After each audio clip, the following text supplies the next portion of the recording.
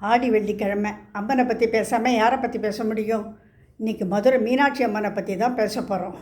மலையத்வஜனுக்கும் காஞ்சனமாலைக்கும் ரொம்ப நாள் குழந்தைகளே இல்லாமல் இருந்தது.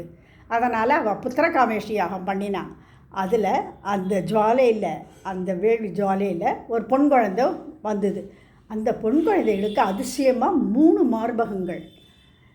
மலையத்வஜனுக்கு என்னமோ மாதிரி ஆகிடுது. பகவானே, நீ இந்த மாதிரி ஒரு பொன் குழந்தையை கொடுத்துருக்க, இந்த 3 மார்பகங்களோட கொடுத்துருக்கியே, என்னப்பா அர்த்தம், எனக்கு ஒன்றுமே புரியலையே அப்படின்னு. அதுக்கு பகவான் சொல்கிறார், 3 மார்பகங்களோட கொடுத்துருக்கேங்கிறது உண்மை. அவளுக்கு சரியான கணவன் பற்றி யார் அமையறானோ அவன் கண்ணில் பட்ட உடனே அந்த 3வது மார்பகம் காணாமல் போயிடும்.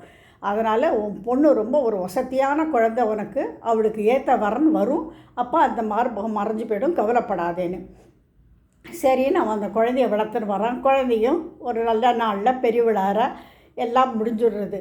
மலையத்வஜனுக்கு அப்புறம் அந்த குழந்தை தான் அந்த அரியாசனத்தை உட்காந்துக்கிறது. அந்த அரியாசனத்தில் உட்காரும் பொழுது அந்த குழந்தைக்கு மகா வீரமுள்ள குழந்தையாகவும் இருக்குது, பெரிய பொண்ணாக இருக்கல, வீரமுள்ள குழந்தையாக இருக்குது. எதை எடுத்தாலும் ஜெயிக்கணும் ஜெயிக்கணும் ஜெயிக்கணும்னு எதை எடுத்து போருக்கு போனாலும் ஜெயிச்சுன்னு வந்துடுறா. அப்படி இருக்கும்போது அவளுக்கு அந்த தேவலோகத்தையுமே நம்ம ஜெயிக்கணும், கைலாயத்தையே ஜெயிக்கணும், அப்படியெல்லாம் தோணி போய்டுறது. அப்போது ஒரு நாள் என்ன பண்ணுறாவோ, கைலாயத்துக்கு போகிறா. கைலாயத்துக்கு போய் அங்கே சண்டை போட்டு அந்த கைலாயத்தை தாமசம் பண்ணிக்கணும்னு போகும்போது அங்கே சிவனை பார்க்குறான். பார்த்த உடனே ஜடாமுடியும் யானை தோல்மா என்னத்தையோ போட்டுருக்கார். ஆனால் அவரை பார்த்த உடனே அந்த 3வது மார்பகம் மறைஞ்சு போய்டுறது. அப்போ தான் அவளுக்கு புரிகிறது, ஓஹோ, நம்ம இந்த கைலாயநாதனை தான் கல்யாணம் பண்ணிக்கணும் போல இருக்குது அப்படின்னொன்னே கரெக்டாக அங்கே அவருன்னு சொல்கிறார், நீ பூலோகத்தில் போய் வெயிட் பண்ணு, நான் உன்னை கல்யாணம் பண்ணிக்கிறேன், அங்கே இருக்கண்ணி அப்படிங்கிறார். அவளுக்கு மீன் மாதிரி கண்டிருந்தால கையல் கண்ணின்னு தான் கூப்பிட்டுருந்தா, அவர் அங்கே இருக்கண்ணி, நான் உன்னை கல்யாணம் பண்ணிக்கிறேன், நீ கவலைப்படாத போ அப்படிங்கிறார்.